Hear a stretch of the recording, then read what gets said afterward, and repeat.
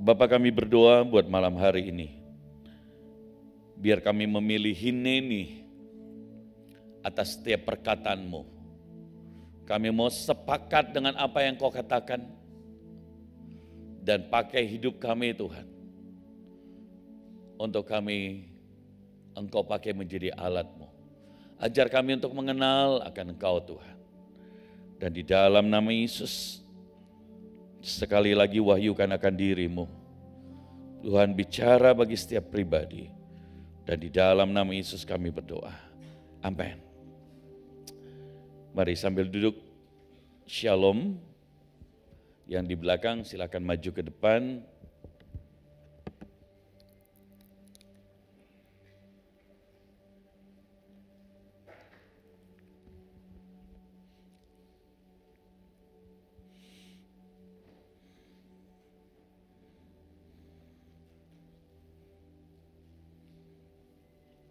Ibadah pelayan ini sebenarnya wajib.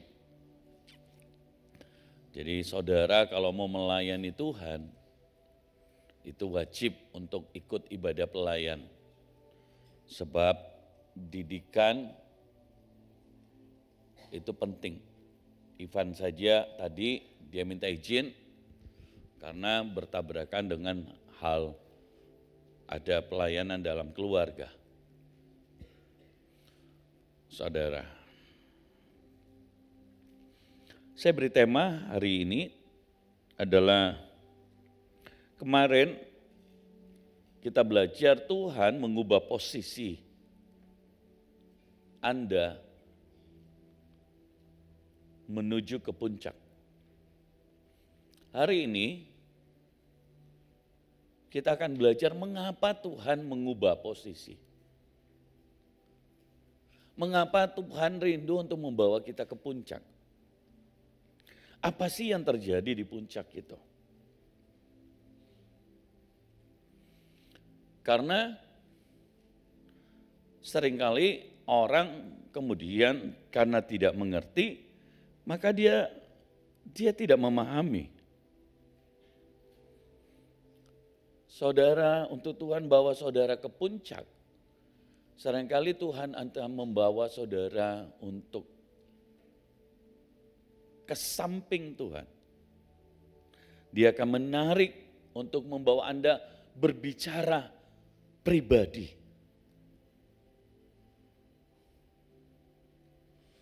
Jadi di puncak itu tempat yang sepi. Di puncak tidak banyak suara seperti di bawah. Di puncak tidak banyak hiruk pikuk. Di puncak itu adalah untuk engkau memfokuskan diri, mengabdikan dirimu untuk Tuhan.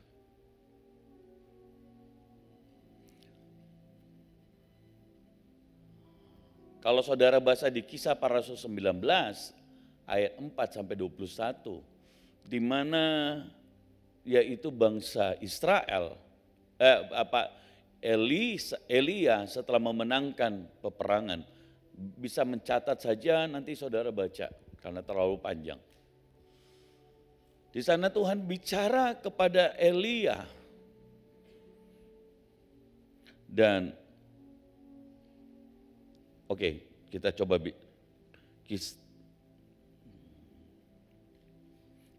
Raja-Raja 19. Ayat 4 mulai. Tetapi ia sendiri masuk ke padang gurun, sehari perjalanan jauhnya, lalu duduk di bawah pohon ara. Kemudian ia ingin mati, katanya cukuplah itu sekarang, ya Tuhan ambillah nyawaku sebab aku ini tidak lebih baik dari nenek moyangku. Sesudah itu ia berbaring tidur di bawah pohon ara itu, sampai tiba-tiba malaikat menyentuh dia dan berkata, bangunlah, makanlah. Ketika ia melihat sekitarnya, maka ada sebelah kepalanya ada roti dan sebuah kandil berisi air, lalu ia makan dan minum, kemudian berbaring pula di situ.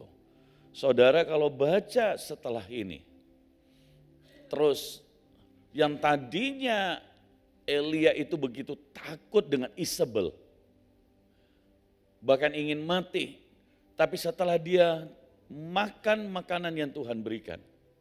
Minggu lalu kita udah bicara Bagaimana Elia mendapat kekuatan dan dia bisa melanjutkan perjalanannya. Dan ketika dia melanjutkan perjalanannya, bahkan dia bisa berjalan 40 hari 40 malam tanpa keletihan. Bahkan setelah itu yang terjadi adalah bahkan Elia berani untuk melawan Isabel yang tadinya dia begitu takut. Jadi di puncak gunung adalah waktu di mana Tuhan ingin berhubungan dengan saudara. Dia ingin bawa saudara di samping. Ini adalah waktu di mana engkau mengkhususkan dirimu dengan Tuhan. Ada banyak orang berpikir, wah ketika saya ada di puncak gunung, berarti saya di puncak kesuksesan. Saya mau berkata di tengah-tengah seperti itu, saudara, itu hanya mengikuti, tapi yang sebenarnya bicara puncak gunung adalah Tuhan ingin membawa saudara untuk menarik dia, menarik saudara ke samping Tuhan. Karena Tuhan ingin bersekutu lebih dekat.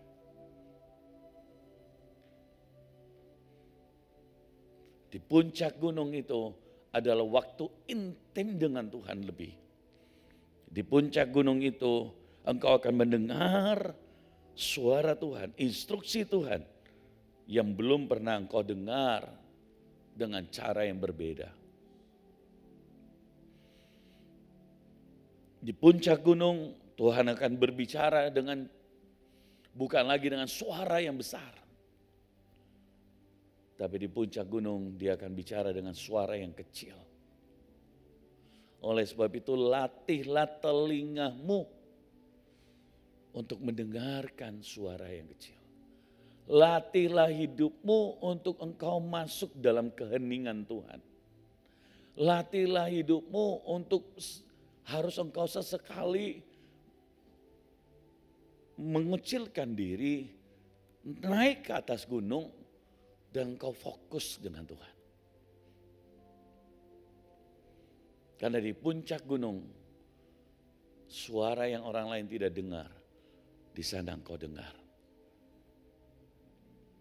Itu bicara tentang kedalaman dengan Tuhan. Makanya Tuhan bicara kepada Maria, hal ini tidak bisa diambil orang daripadamu. Hai Marta, Marta, Marta, mengapa engkau menyusahkan diri dengan banyak perkara? Jadi cara Tuhan melihat kehidupan seseorang berbeda dengan cara kita melihat. Cara Tuhan melihat, dia senang kalau orang bisa mendengar suaranya, memperhatikan apa yang Tuhan katakan. Saudara, suara yang kecil itu tidak gampang untuk didengar. Karena setiap kita punya ada suara-suara yang masuk. Suara kebisingan, suara macam-macam masuk. Dan kata saudara selalu dibisingkan dengan suara-suara itu. Di dalam hidupmu kau kehilangan suara kecil.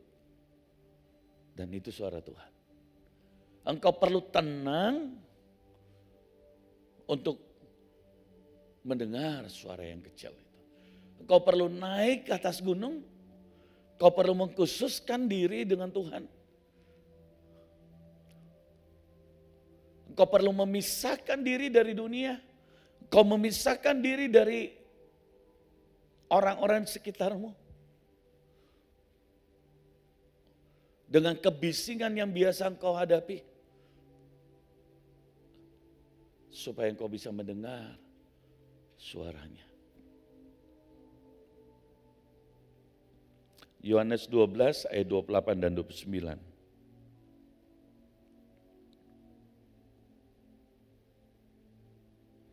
Yohanes pasal 12 ayat 28 dan 29. Bapa muliakanlah namamu, maka terdengarlah suara dari surga. Aku telah memuliakannya dan aku akan memuliakannya lagi. Ayat 29. ayat 29. Orang banyak yang berdiri di situ dan mendengarnya berkata bahwa itu bunyi guntur. Ada pula yang berkata seorang malaikat, terputus-putus ya.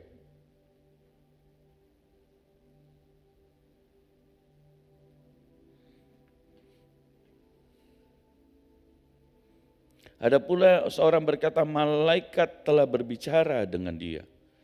Lihat,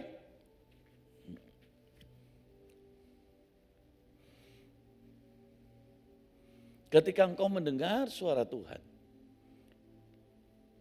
seringkali orang lain tidak mendengar itu.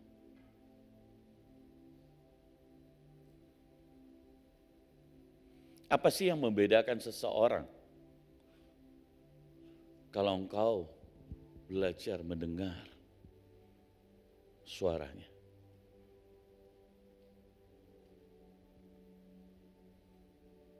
Suara yang kecil. Latih dirimu untuk mentaati, untuk mendengar suaranya. Orang lain mendengar suara guntur, adapun orang lain berkata seorang malaikat telah berbicara dengan dia, tapi dia nggak tahu.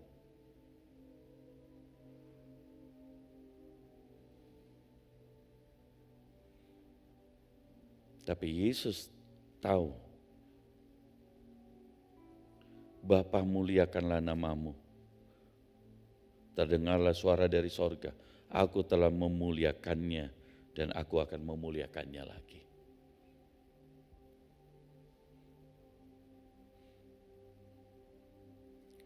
Saya berdoa saudara di tahun ini, di mana sebuah tema yaitu bahwa siapkan mempelaiku. Mempelai itu bicara tentang keintiman, bicara tentang gereja Tuhan yang dewasa.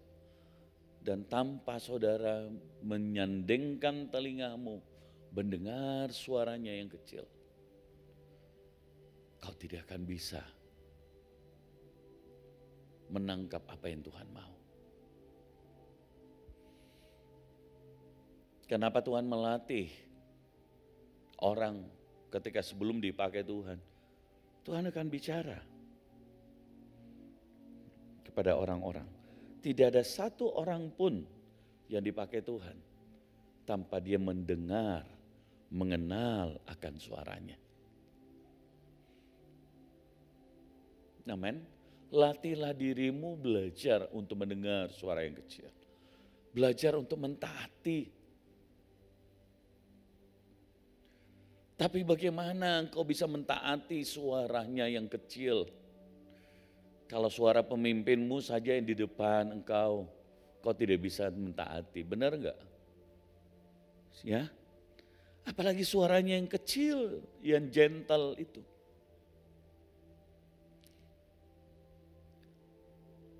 Kalau pemimpinmu masih bisa bicara, orang tuamu bisa bicara 2-3 kali untuk mengingatkan, dan engkau tidak melakukannya, bagaimana suara Tuhan yang kecil engkau bisa dengar dan melakukannya?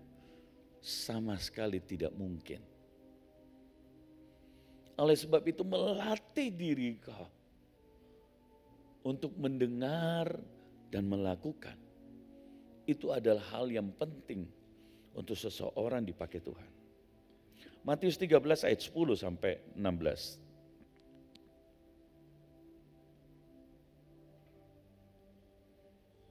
Matius 13 ayat 10 sampai 16. Dan datanglah murid-muridnya dan bertanya kepadanya, mengapa engkau berkata kepada mereka dalam perumpamaan? Ayat 11. Jawab Yesus, kepadamu diberikan karunia untuk mengetahui rahasia-rahasia kerajaan sorga, tetapi kepada mereka tidak. Ayat 12. Karena siapa yang mempunyai kepadanya akan diberi, sehingga ia berkelimpahan, tetapi siapa yang tidak mempunyai, apapun juga yang ada padanya akan diambil daripadanya. Saudara perhatikan baik. Tadi Tuhan berkata, orang berkata kepada perumpamaan karena mereka tidak mengerti. Jadi kalau saudara makin ngerti akan Tuhan, saudara makin dengar-dengaran, firman Tuhan berkata kepadanya siapa yang mempunyai kepadanya diberi sehingga ia berkelimpahan. Tetapi siapa yang tidak mempunyai, apapun juga yang daripadanya akan diambil. Kalau orang dunia, siapa yang punya, gak usah diberi lagi, kan sudah punya, benar gak? Benar gak saudara? Ini yang tidak punya atau sedikit. Ada satu talenta, dia sembunyikan talenta itu. Ini sudah punya 5. Dia kembangkan jadi 10. Kalau menurut saudara, yang mana yang saudara tambahkan hingga berkelimpahan? Yang satu toh. Karena dia punya cuma 1 talenta.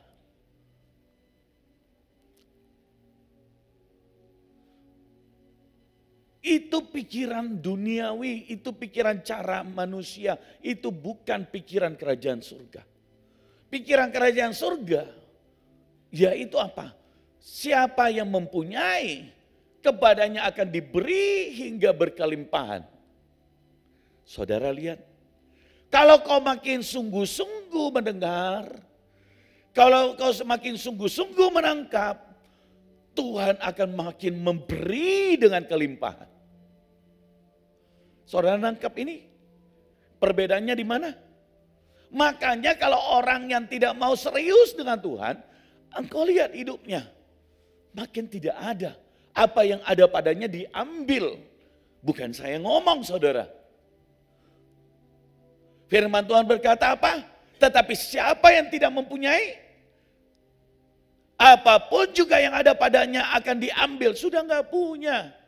Tapi Tuhan bilang apa? Apapun juga yang ada padanya akan diambil. Saudara bayangin itu. Bisa bayangkan itu. Itu Tuhanmu dan Tuhanku. Apa artinya?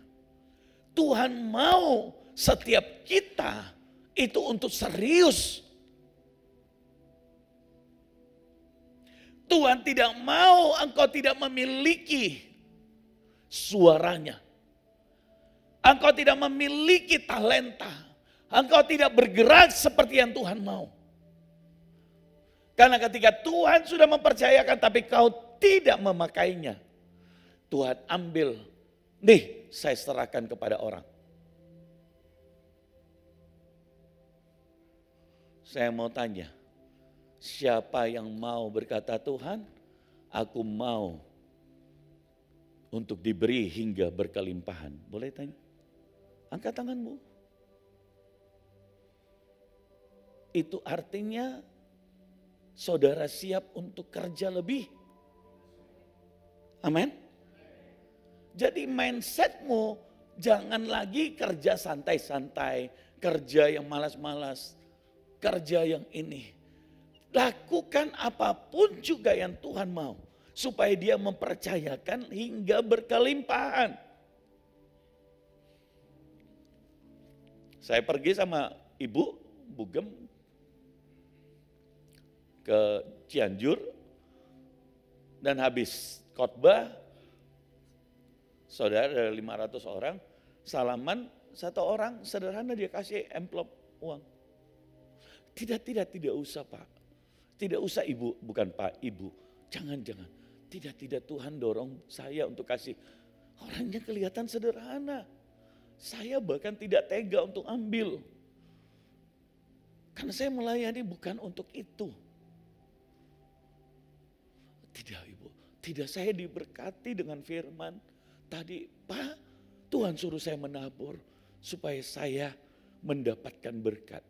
Ini loh, ini orang yang mau menerima dengan berkelimpahan. Anda mengerti? Anda mengerti? Itu. Kemudian ada satu hamba Tuhan, dia anak rohani saya bilang begini, saya udah sering khotbah di sini, tapi saya nggak pernah dikasih sama jemaat. Saudara, Kalau engkau punya, bukan berarti Tuhan tidak akan beri. Tuhan bilang apa? Dia akan beri hingga berkelimpahan. Jadi rahasianya untuk kau mengalami berkelimpahan, jangan sampai engkau tidak punya. Amin. Jangan sampai kau tidak punya talenta, kau tidak punya kapasitas, kau tidak punya mendengar suara Tuhan. Suara yang kecil itu. Ayat 13. Itulah sebabnya aku berkata-kata dalam perumpamaan kepada mereka, karena sekalipun melihat, mereka tidak melihat. Sekalipun mendengar, mereka tidak mendengar. Dan tidak mengerti. Saudara lihat orang yang diambil daripadanya. Karena sekalipun mereka melihat, mereka punya mata, mereka tidak melihat. Mereka punya telinga, mereka tidak mendengar. Sekalipun mereka punya pikiran, tapi mereka nggak mengerti. Dan orang yang seperti itu, Tuhan bicara pakai perumpamaan. Kenapa? Karena untuk keterus-terangan Tuhan, mereka nggak ngerti. Itu pun akan diambil daripadanya. Kenapa? Karena keterus-terangan Tuhan, mereka belum tentu kuat. Saya kalau seseorang saya sudah sayang, seperti anak sendiri, Ibu Ita umpama, walaupun umurnya dengan Bapak ya beda mungkin berapa tahun, belum 10 tahun paling. Berapa umurmu? 49. Oh, berarti 3-4 tahun kita ya. Oh, saya pikir kok masih muda, ternyata udah hampir 50 juga ya, 49. Ya, saya 53 tahun ini. Jadi, ya kau 49, Bapak 53, beda 4 tahun. Wandi lebih tua ya, suamimu ya. Nah, karena saya sudah menganggap seperti anak rohani sendiri, maka cara saya berbicara berbeda. Karena sudah dekat. Itu. Kadang-kadang Tuhan pakai gaya bahasa, engkau sebagai anak yang perlu diajar, perlu dididik, perlu berterus terang. Tapi mungkin kalau bahasa itu saya pakai ke orang lain akan tersinggung. Umpama Ibu Ita dia sudah keliling, dia udah begitu, saya berkata Ibu Ita masih kurang, tambah lagi. Itu. Kamu kerjakan pergi ke sana lagi, pergi ke sana. Dia enggak kerjakan, saya bilang jangan malas Ibu Ita. Kenapa? Orang lain mungkin satu cukup. Itu satu aja udah pusing. Tapi dia biar kerjakan 5, saya merasa masih tidak cukup karena kapasitasnya. Dia seorang anak. Anda bisa mengerti akan hal itu. Anda bisa mengerti itu. Amin. Nah, tapi kata keterus-terangan itu tidak bisa orang lain itu kenapa? Punya mata tapi tidak melihat, punya telinga tapi tidak mendengar, punya apa lagi ini? Mereka tidak mendengar, punya pikiran tapi mereka tidak mengerti. Saudara bisa bayangkan tuh. Jadi kalau saudara tidak bisa melatih dirimu untuk bisa mendengar, untuk bisa melihat, untuk bisa mengerti, engkau akan diambil talenta itu dikasih ke orang. Itu maksudnya.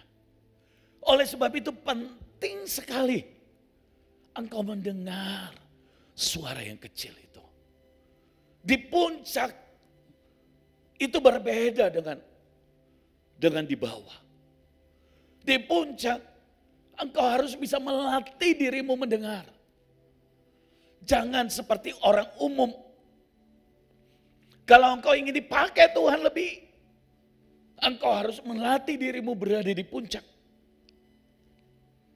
Dan berada di puncak itu tidak rombongan-rombongan. Orang yang berada di puncak itu sendiri-sendiri. Suami istri juga tidak gandengan naik ke puncak. Karena hal kerajaan sorga masing-masing dengan Tuhan. Anak dan orang tua juga tidak gandengan. Itu urusan pribadi di puncak saudara. Gak ada yang saudara bilang, mari kita gandengan rame-rame naik ke puncak. Masing-masing. Oleh sebab itu miliki kerinduan itu. Miliki saudara kerinduan untuk mendengar Tuhan bicara. Next berikutnya sampai ayat 16. Maka pada mereka genaplah nubuatan Yesaya berbunyi, kamu akan mendengar dan mendengar namun tidak mengerti. Kamu akan melihat dan melihat namun tidak menangkap. Sebab hati bangsa ini telah menebal, telinga berat mendengar, dan matanya melekat tertutup. Saudara lihat bahkan nubuatan Yesaya sudah menubuatkan. Untuk para pelayan Tuhan, jangan sampai seperti ini. Telingamu tidak bisa mendengar, matamu tidak bisa melihat. Sebab seorang pelayan harus punya kepekaan mendengar suara Tuhan. Suara yang kecil itu. Sebab kalau orang, jadi jangan senang kalau kemudian Tuhan bicara engkau pakai perumpamaan. Itu artinya apa? Engkau adalah orang yang tidak mendengar. Bisa mengerti ini? Bisa mengerti ini? Siapa yang mengerti sampai di sini? Boleh angkat tangannya. Jadi kalau sukanya itu dielus-elus, sukanya disanjung-sanjung, sukanya kalau pakai perumpamaan, jaga perasaannya. Saudara, kau tidak bisa menangkap apa yang Tuhan mau. Telingamu tidak bisa mendengar, udah dikasih tahu 1 kali, 2 kali, 3 kali, ulang-ulang gak bisa mendengar. Udah pakai perumpamaan juga tidak bisa merasakan.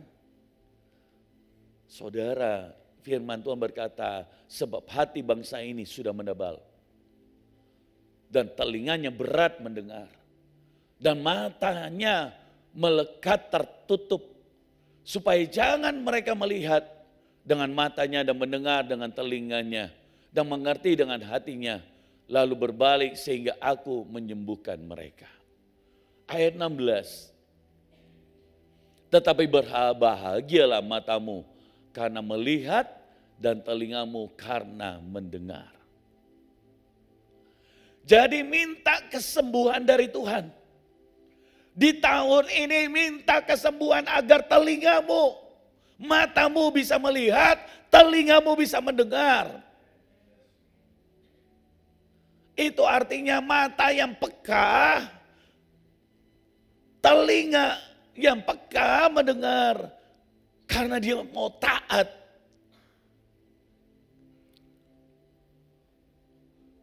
Orang yang taat itu tidak peduli bagaimana Tuhan punya caranya. Suka-sukanya Tuhan. Seringkali Tuhan pakai dengan cara yang halus. Seringkali Tuhan pakai dengan terus terang. Seringkali Tuhan pakai teguran yang keras. Bahkan kalau orang tidak mau mendengar, Tuhan pakai keledai, batu-batu bisa bicara kepada orang yang tegar tengkuk.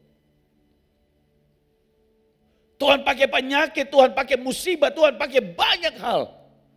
Kalau orang tidak mendengar.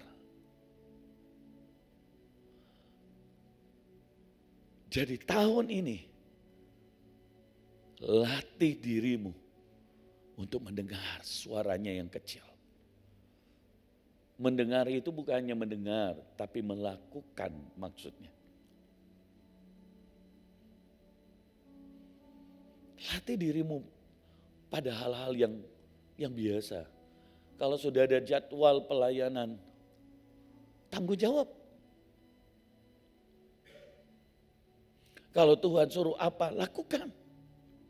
Apapun kondisimu. Itu baru hal yang Sederhana. Baik atau tidak baik keadaan, kau mau lakukan.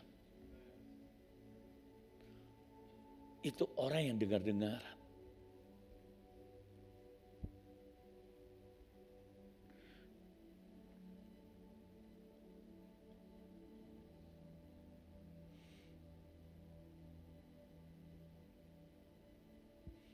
Oleh sebab itu hanya telinga yang diberkati yang bisa mendengar suara Tuhan.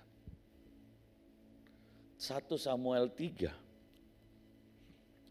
ayat 3 sampai 10 ini tentang Samuel. 1 Samuel 3 ayat 3 sampai 10. Lampu rumah Allah belum lagi padam. Samuel telah tidur di dalam bait suci Tuhan, tempat tabut Allah, ayat yang keempat. Lalu Tuhan memanggil Samuel, Samuel, dan ia menjawab, ya Bapa. Lalu berlarilah ia kepada Eli, serta katanya, ya Bapa, bukankah Bapa memanggil aku? Tetapi Eli berkata, aku tidak memanggil, tidurlah kembali. Lalu pergilah ia tidur. Ayat yang ke-6. Dan Tuhan memanggil Samuel sekali lagi, dan Samuel bangun lalu pergi mendapatkan Eli, serta berkata, ya Bapa, bukankah Bapa memanggil aku? Tetapi Eli berkata, aku tidak memanggil anakku, tidurlah kembali.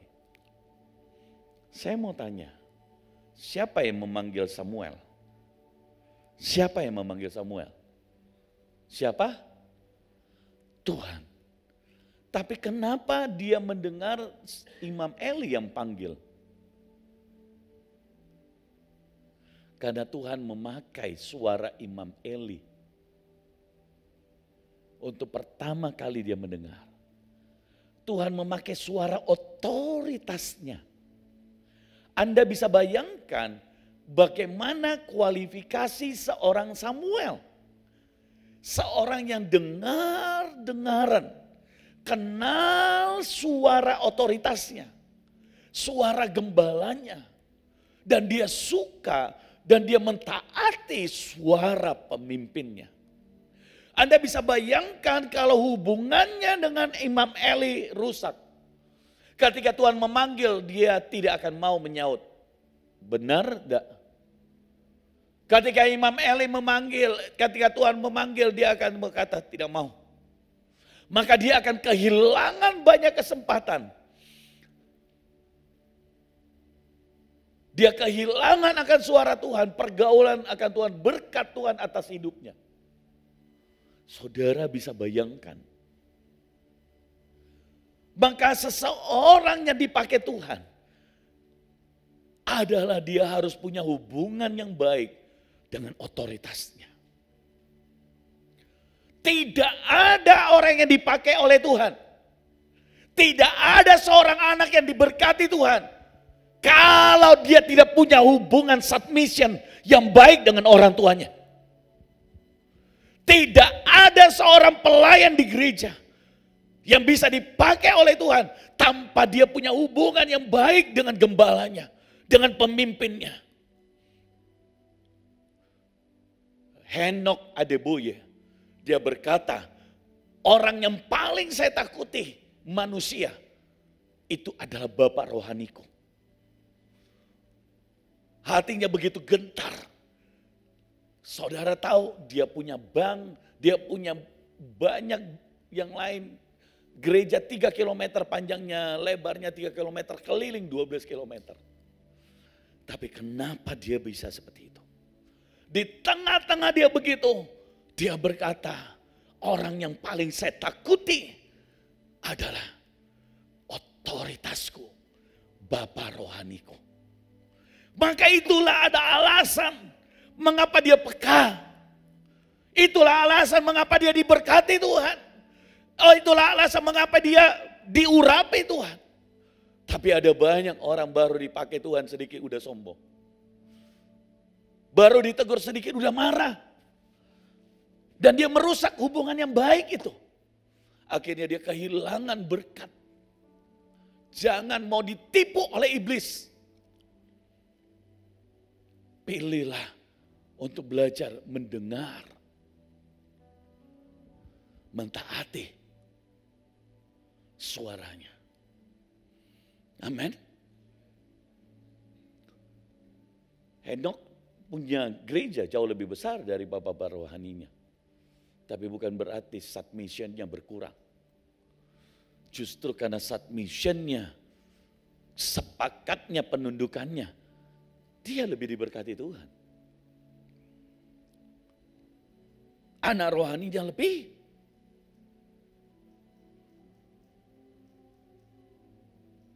Oleh Imam Eli itu adalah seorang imam yang gagal.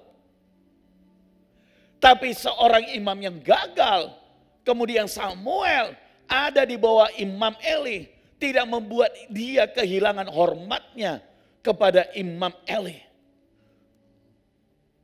Saudara bisa bayangkan akan hal ini. Ada banyak orang berkata, oh saya mau tunduk kepada otoritas. Kalau otoritasku sempurna, kalau otoritasku seperti ini, otoritasku seperti itu. Salah saudara. Karena penundukanmu kepada otoritas tidak ada hubungan yang kau memilih siapa. Tapi penundukanmu itu adalah bersangkutan dengan Tuhan dan berkatmu yang mengalir atasmu. Ada banyak orang salah. Bahkan dia menghakimi otoritasnya. Akhirnya apa? Tudungnya koyak. Dia tidak tahu tangan kanan, tangan kiri. Telinganya tidak bisa mendengar, matanya lagi tidak bisa lagi melihat. Hatinya menjadi tebal. Hati-hati. Oleh sebab itu di tahun ini, Tuhan mau berkata, naik ke puncak. Tenangkan dirimu, cari aku, duduk di sampingku, dan dengarkan aku bicara. Tahun ini, engkau harus makin menundukkan diri, makin sepakat, makin sungguh-sungguh. Supaya engkau berjalan dalam kuasa dan berkemenangan. Saya senang beberapa orang yang tentang ibadah kedua, kita berkata nanti ibadah kedua di minggu keempat, itu ibadah gabungan di semua cabang gereja. Dan ada yang berkata, Pak, apapun yang Bapak putuskan, saya sepakat. Langsung saya berkata, pantasan hidupnya dipakai Tuhan.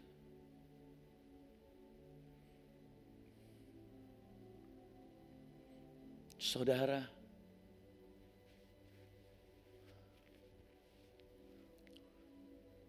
lihat Samuel. Kalau saudara, ini Samuel masih muda loh. Anak muda zaman sekarang dia lihat anaknya Imam Eli jatuh dalam persinahan, bersinah di dalam rumah bait Tuhan. Imam Eli tidak menegurnya. Kira-kira kalau orang di bawah Imam Eli seperti itu, masihkah dia bisa menundukkan diri? Tapi Samuel menundukkan dirinya terlepas akan urusan Tuhan dan Imam Eli. Tapi dia menundukkan dirinya dan dia dengar-dengaran. Saudara, ini yang tidak banyak dimiliki kualitas. Apalagi kalau engkau diberikan hamba Tuhan yang sungguh-sungguh diurapi Tuhan. Terlebih lagi, kau harus belajar untuk mendengar. Supaya berkatnya mengalir atasmu. Jangan nanti kota lain yang ambil. Kota itu yang ambil. Kota itu yang ambil. Saudara. Sebab banyak orang sedang menginginkan itu di kota-kota lain.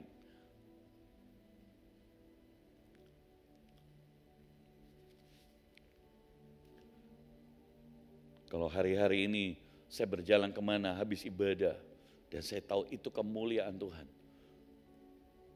Saya selalu menjaga hati. Kenapa? Karena ketika dalam pengurapan, bahkan orang bergumul mau pegang tangan, pegang baju, pegang apa saja. Pegang kakiku, pegang ini. Dan orang berkerumun. Dan saya berkata Tuhan, kau lihat kerinduan mereka.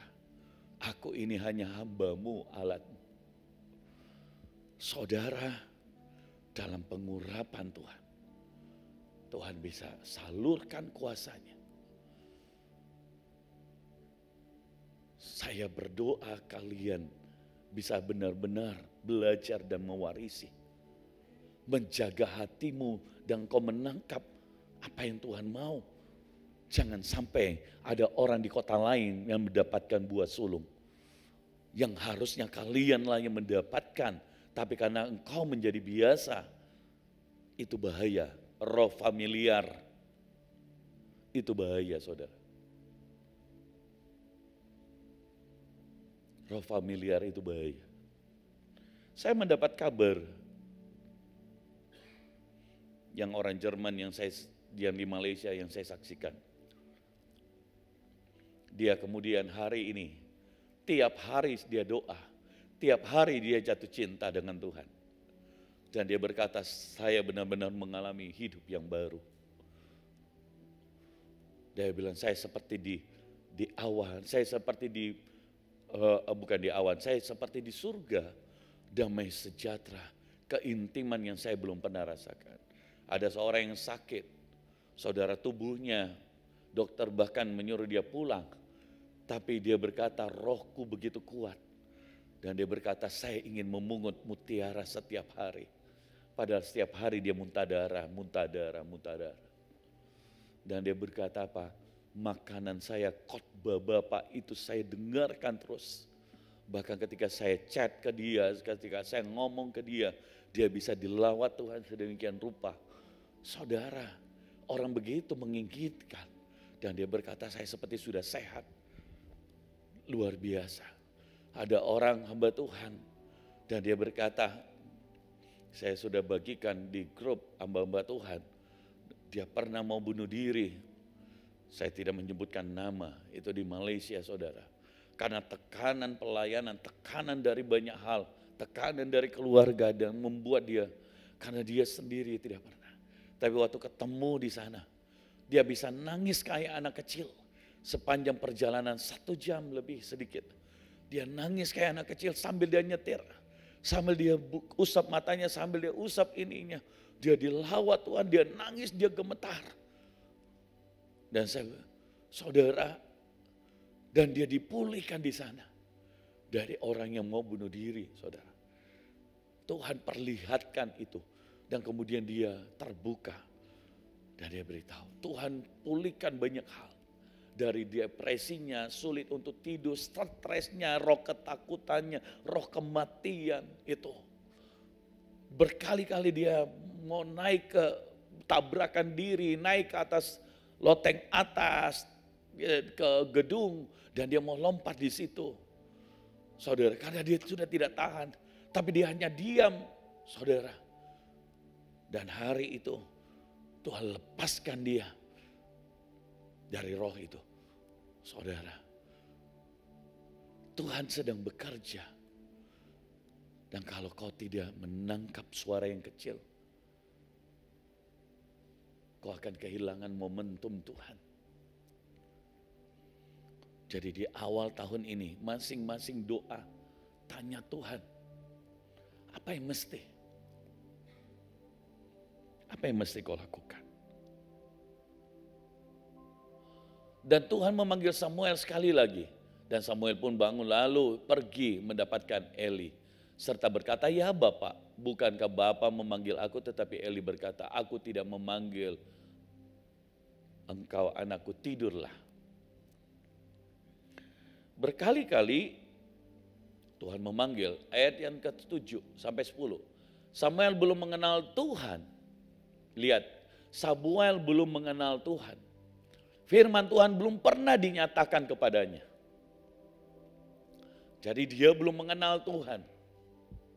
Yang baru dia kenal Imam Eli. Oleh sebab itu suara Tuhan dia tidak kenal.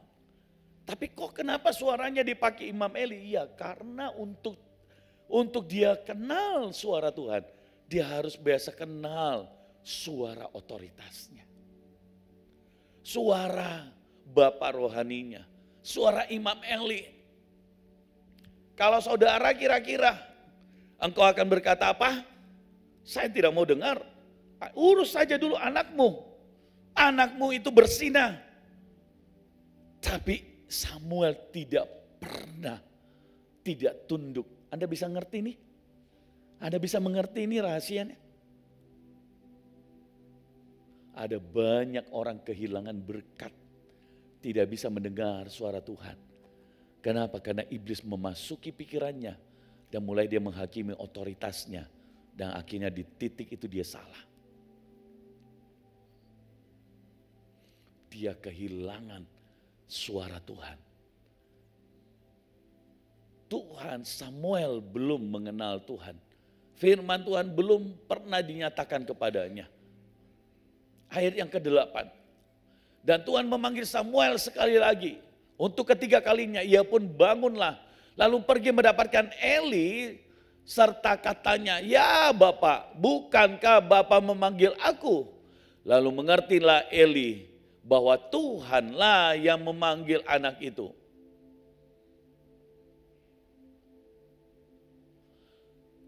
Sebab itu berkatalah Eli kepada Samuel, "Pergilah tidur dan apabila ia memanggil engkau, katakanlah berbicaralah Tuhan sebab hambamu ini mendengar." Maka pergilah Samuel dan tidurlah ia di tempat tidurnya. Ayat 10. Lalu datanglah Tuhan berdiri di sana dan memanggil seperti yang sudah-sudah, "Samuel, Samuel." Dan Samuel menjawab, "Berbicaralah sebab hambamu ini mendengar." Coba kalau dia tidak dengar-dengaran Samuel sama Imam Eli, bisakah dia kemudian mentaati, mempercayai? Bisakah dia mendapat petunjuk? Bisakah dia terkoneksi dengan Tuhan? Jawabannya tidak. Oleh sebab itu saya mau berkata, orang yang rusak hubungannya dengan otoritasnya, dengan orang tuanya, dengan otoritas rohaninya, tidak bisa dipercaya akan hubungannya dengan Tuhan. Karena itu akan rusak. Pentingnya engkau menjaga hubungan. Tuhan yang tidak terlihat. Bagaimana engkau bisa jaga hubunganmu kalau yang terlihat engkau tidak bisa jaga?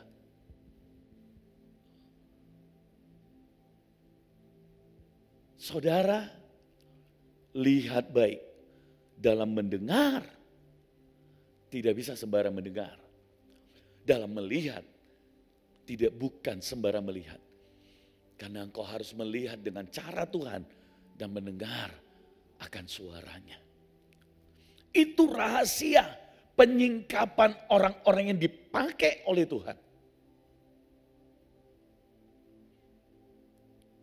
Seorang WL tidak cukup dengan suaranya bagus. Tapi kalau hubungannya dengan orang tuanya, hubungannya dengan otoritasnya tidak bagus, seorang pemusik, maka rusak. Penting sekali engkau mendengar. Penting sekali untuk menjaga. Jangan berkata, "Pak, tapi bapakku, Pak, itu suka menyakitiku." Saudara harus menjaga submissionmu. "Pak, tapi orang tuaku belum betul takut Tuhan." Imam Eli.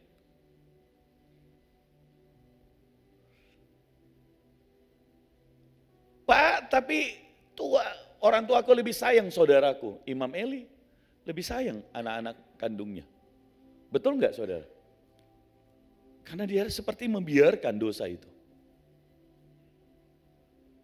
Tuhan memberi contoh supaya saudara punya cara pandang bagaimana menundukkan diri. Posisi itu penting sekali agar supaya engkau bisa mendengar dan membangun hubungan dengan Tuhan.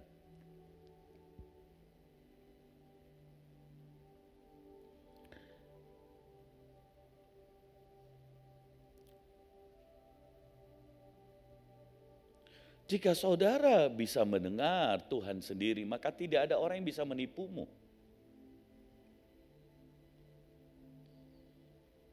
Musa melihat yang tidak terlihat.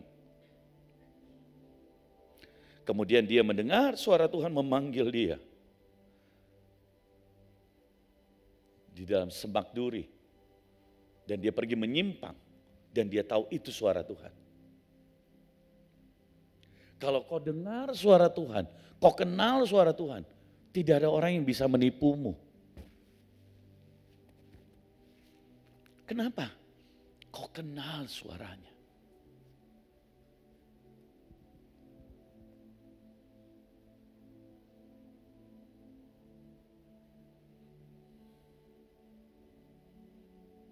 Kalau saudara punya suami, belajar menundukkan dirimu pada suami. Sehebat apapun, kalau kau tidak menundukkan dirimu, kau kehilangan suara Tuhan di hidupmu. Jangan pernah merasa lebih rohani. Kalau kau lebih rohani, harus lebih tunduk. Kalau kau lebih peka, harus lebih tunduk. Jangan merasa lebih hebat dan kemudian kau tidak tunduk, kau kehilangan suara Tuhan. Seringkali kalau perempuan merasa lebih hebat, dia yang mau jadi otoritas. Dia yang mentuntun suaminya. Kau mesti begini, kau mesti begini, kau begini. Dia yang marah suaminya, kau begini, ini begini. Saudara, kebalik. Suamimu sabar-sabar, suamimu yang dipakai Tuhan. Kau nehi. Nanti suamimu mahkotanya, rumahnya besar. Jangan. Belajar hierarki tunduk pada otoritas.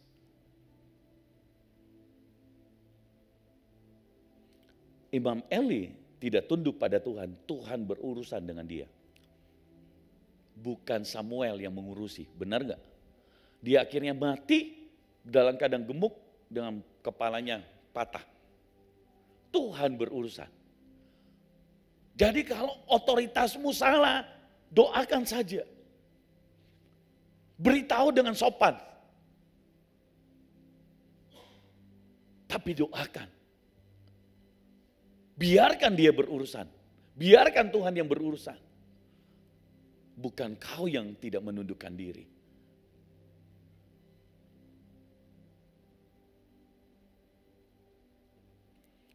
Ketika saudara mendengar dari Tuhan, maka saudara akan kemungkinan mendengar suara panggilan takdir ilahimu. 1 Samuel 16 ayat 11 sampai 13. Ini bicara tentang Daud yang dipanggil oleh Tuhan.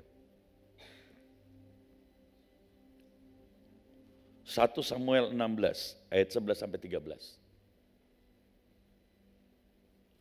Lalu Samuel berkata kepada Isai, "Inikah anakmu semuanya?" Jawabnya, "Masih tinggal yang bungsu, tetapi sedang menggembalakan kambing domba." Kata Samuel kepada Isai, "Suruhlah memanggil dia sebab aku tidak akan duduk makan sebelum ia datang kemari."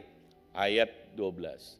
Kemudian disuruhnya menjemput dia yang kemerah-merahan matanya indah dan parasnya elok. Lalu Tuhan berfirman, "Bangkitlah urapi dia sebab inilah dia." Saudara lihat. Samuel mengambil tabung tanduk yang berisi minyak itu dan mengurapi Daud di tengah-tengah saudara-saudaranya. Sejak hari itu dan seterusnya berkuasalah roh Tuhan atas Daud. Lalu berangkatlah Samuel menuju Ramah. Mendengar suara Tuhan, itu sama dengan mendengar panggilan ilahimu. Mendengar suara Tuhan, itu akan membawa engkau naik. Terima pengurapan dari Tuhan. Dipakai oleh Tuhan. Itu orang yang mendengar suara Tuhan. Contoh Saulus, Kisah Rasul 9 ayat 1 sampai 6.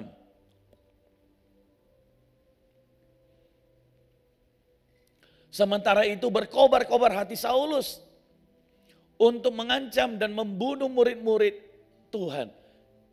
Ia menghadap imam besar dan meminta surat kuasa daripadanya untuk dibawa kepada majelis-majelis Yahudi di Damsyik. Supaya jika ia menemukan laki-laki atau perempuan yang mengikuti jalan Tuhan, ia menangkap mereka dan membawa mereka ke Yerusalem. Dalam perjalanan ke Damsyik, ketika ia sudah dekat kota, tiba-tiba cahaya memancar dari langit mengelilingi dia. Ia rebah ke tanah dan terdengarlah olehnya suatu suara yang berkata kepadanya, "Saulus, Saulus, mengapakah engkau menganiaya aku?" Jawab Saulus, "Siapakah engkau Tuhan?" Katanya, "Akulah Yesus yang engkau aniaya itu. Tetapi bangunlah dan pergilah ke dalam kota, dan di sana akan dikatakan kepadamu apa yang harus kau perbuat." Saudara dengar, Saulus mendengar Tuhan dan hidupnya diubah. Dari seorang pembunuh jemaat menjadi seorang rasul. Saudara nantikan, dengarkan, dan miliki hati yang taat. Maka engkau akan dipakai Tuhan dengan luar biasa. Saya jemput kita bangkit berdiri.